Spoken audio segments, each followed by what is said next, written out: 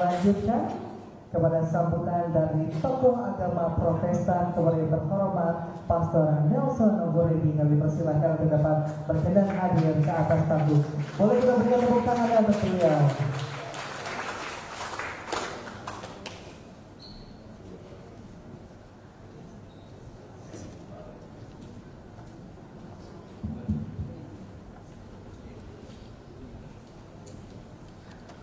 Shalom. Shalom. Apa kabarnya? Sudah makan belum?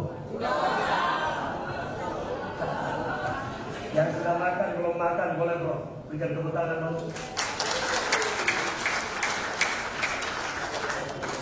Saya percaya bahwa hari ini adalah hari istimewa.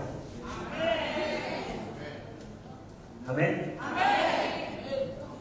Tuhan mengizinkan kita hadir di sini bukan karena kita merancang, tetapi karena kehendaknya. Hari ini saudara-saudara, saya ingin menyampaikan sambutan saya, dan saya sangat menghormati panitia yang memberikan isi sambutan.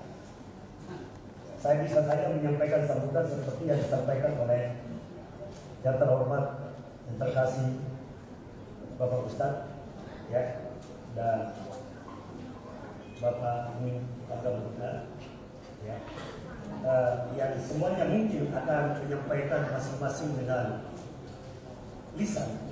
Tapi saya mengkomben dua hal ini karena saya percaya bahwa panitia bekerja keras. Tepuk tangan dong bagi panitia.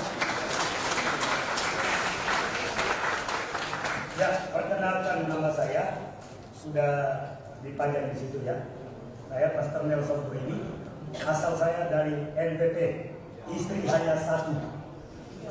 Istri hanya satu. Dilarang dalam ajaran saya istri 2, 3, 4, 5. Itu saya. Kalau yang lainnya silahkan. Ya. Saudara-saudara, saya percaya bahwa hari ini adalah hari yang Tuhan rancang untuk bangsa Indonesia. Kerja keras dari panitia adalah bagian dari isi hatinya. Bukan sebuah hasil pemikiran, tetapi adalah cintanya kepada bangsa ini.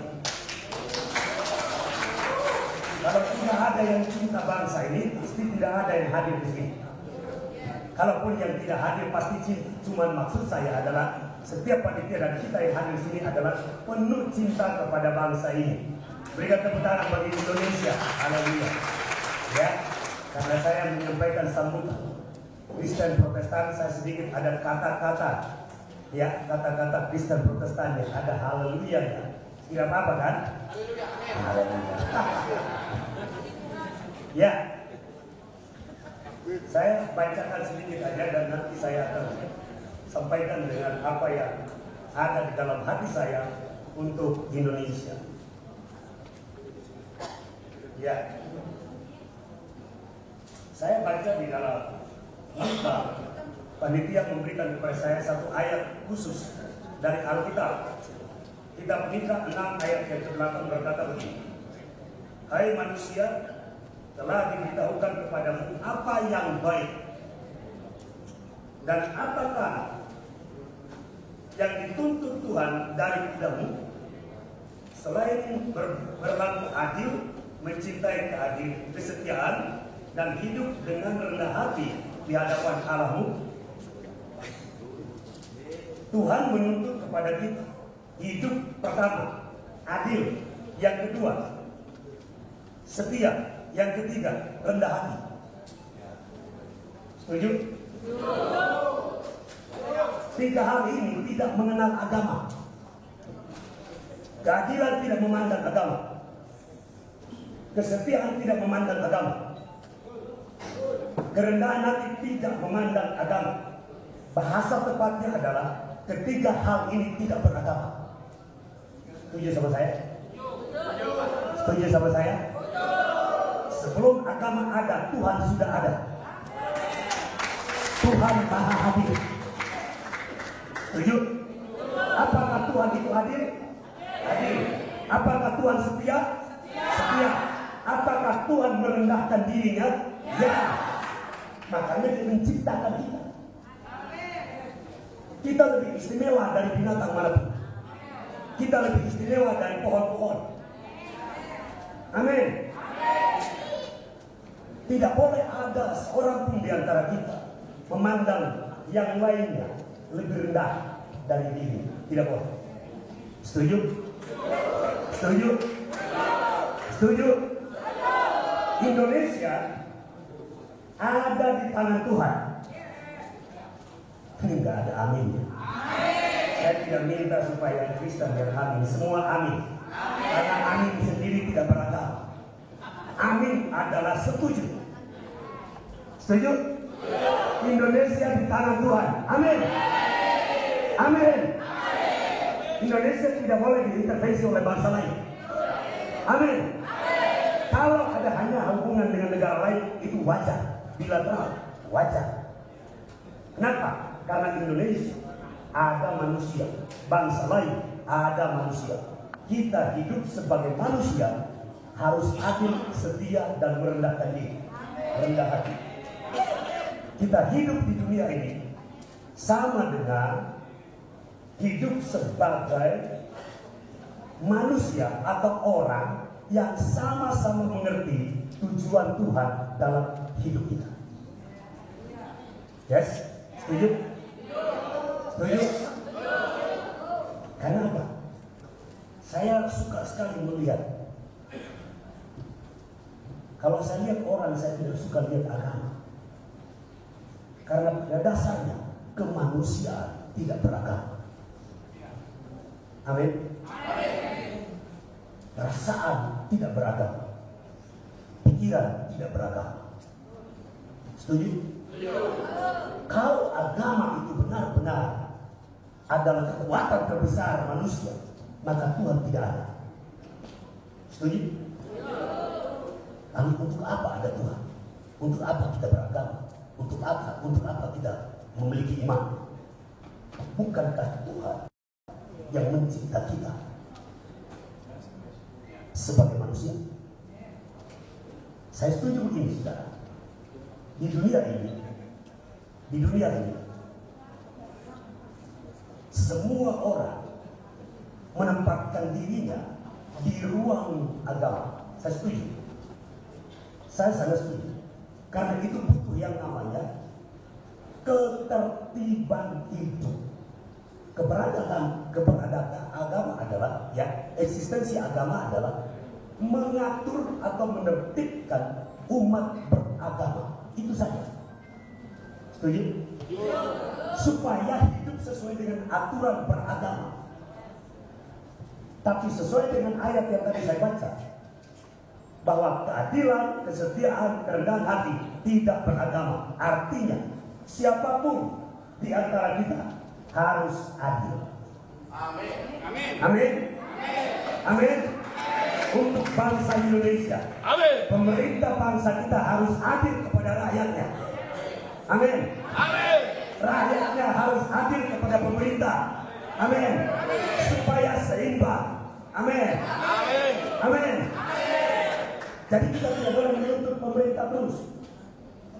Saudara perhatikan hari ini kondisi bangsa kita. Karena begitu banyak orang yang benci dengan pemerintah bangsa kita. Saya sedih.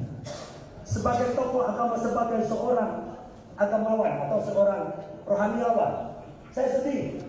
Kalau saudara lihat di YouTube, di Facebook, di IG, di TikTok, apa yang dikatakan pemerintah sedikit salah, kemudian digoreng oleh orang-orang yang tidak bertanggung jawab melalui media, disambut oleh masyarakat. Ada maki-makian di situ, penghakiman di situ. Saya rasa ini bukan keadilan. Setuju tidak? Kalau saudara memaki atau menghakimi pemerintah bangsa, itu bukan keadilan. Kita harus adil. Adilnya adalah mendoakan pemerintah. Setuju? Setuju? Bukankah kita yang setuju presiden kita adalah Prabowo? Bukankah kita setuju wakil presidennya adalah Pak Gibran Rakebuming? Bukankah kita setuju dengan menteri-menterinya sudah dilatih, diangkat oleh Pak Presiden? Bukankah kita setuju semua pejabat dari pusat sampai daerah? Kita doakan memang itu yang Tuhan kehendaki. Kalaupun mereka melakukan kesalahan, bukan hak kita untuk menghakimi. Setuju? Penghakiman itu datang dari atas. Karena yang dari atas itulah sumber keadilan dan kebenaran. Amin. Bilang kiri kanannya, jangan suka menghakimi. Ayo ngomong, jangan suka menghakimi. Saudara, dalam politik ada yang namanya kelompok-kelompok, ya tak?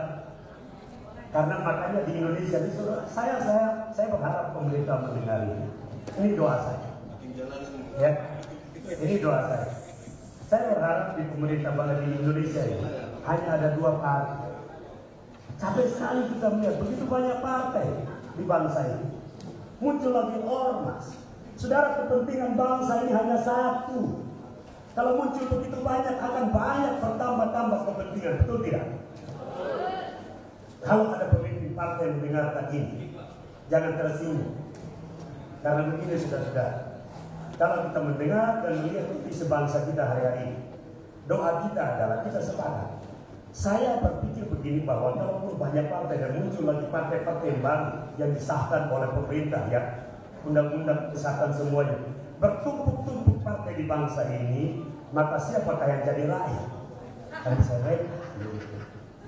Dan kita melihat hari-hari ini kekuatan Indonesia terletak di yang pertama manusianya, SDM, yang kedua alamnya. Kita kaya raya dan kita tidak bisa direndahkan oleh bangsa lain. Amin. Negara lain mengakui kita kaya raya. Bedanya adalah zamannya. Kalau negara-negara maju itu zamannya mendahului kita. Sekarang waktunya kita menjadi negara maju. Katakan amin. Oh iya, untuk apa kita berjaga kepada Tuhan yang besar kalau tidak mengimani menjadi negara maju? Betul tidak? Ya. Jadi saya saudara-saudara menyampaikan khusus untuk generasi muda bahwa saudara bukanlah generasi sembarangan. Oke? Generasi muda di bangsa ini bukan generasi sembarangan. Jangan cepat-cepat ikut-ikutan untuk demo dan bikin masalah di bangsa ini. Karena yang mendoakan saudara adalah orang tua saudara. Mereka menangis berdoa. Saudara bikin rusuh di sana, kan mereka kasihan. Ya kan?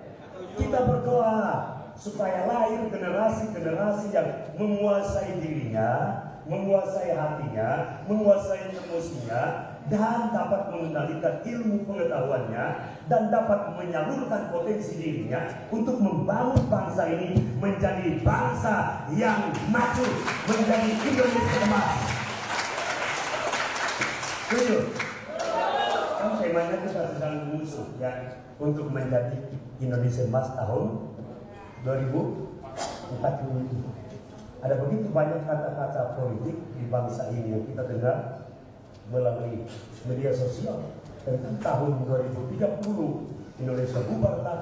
Ada yang berkata tidak mungkin lah, ada yang berkata begini. Buat saya dan buat kita semua tokoh-tokoh agama, doa kita tidak akan pernah dikalahkan oleh kejahatan. Setuju? Setuju? Setuju? Karena buat saya begini, setan itu berkuasa untuk merusak, tapi kita diberi kuasa untuk memperbaiki.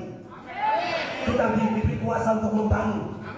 Kita diberi kuasa untuk mengembangkan bangsa ini, untuk memajukan bangsa ini, untuk mengolah kekayaan bangsa ini, supaya generasi kita bukan menjadi generasi peminta-minta, tetapi generasi yang memberi untuk banyak orang yang kekurangan. Itu disebut dengan mencapai keadilan setia sekalipun ada banyak orang menganggap kita tidak setia kepada negara. Jangan obrak-abrik negara ini, jangan caci maki negara ini, jangan hakimi negara ini, karena negara ini adalah rumah kita. Jangan rusak rumah ini. Karena kita adalah satu. Berbeda bukanlah masalah, berbeda adalah keindahan. Amin. Tokoh agama yang ada itu semua adalah keindahan.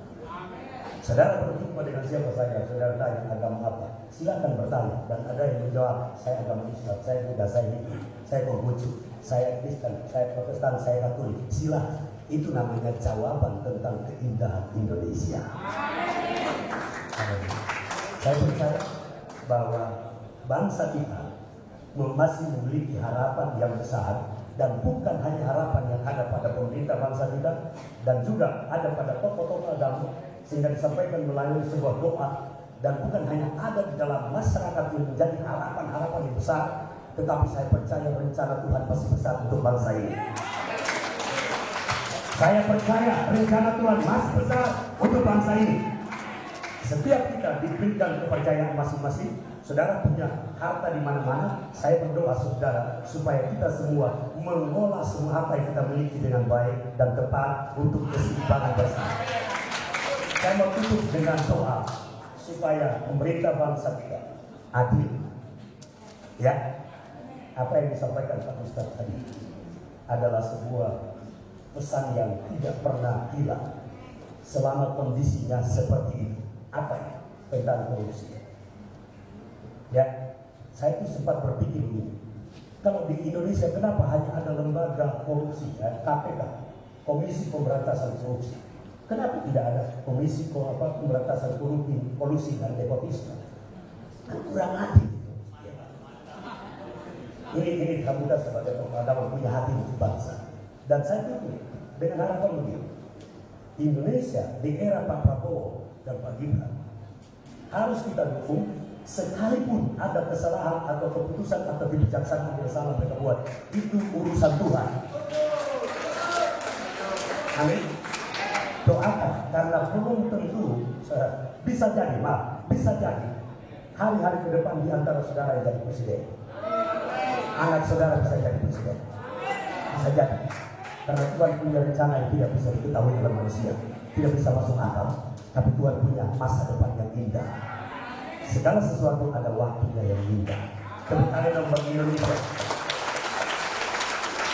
Saya berdoa supaya hari ini semua acara yang berlangsung selesai dengan tepat dan semuanya menyenangkan kita bersama-sama, dan semuanya memuliakan Tuhan, dan semuanya mensejahterakan warga Indonesia. Saya berharap pesan dari ini nanti dibawakan semua kepada pemerintah bangsa kita dan didengar oleh masyarakat Indonesia menjadi sebuah pesan yang membangun untuk memajukan Indonesia menjadi Indonesia emas. Haleluya, amin. Nah, saya jangan takut. Merdeka. Sekali lagi, merdeka. Merdeka. Halo. Tuhan berkati kita semua.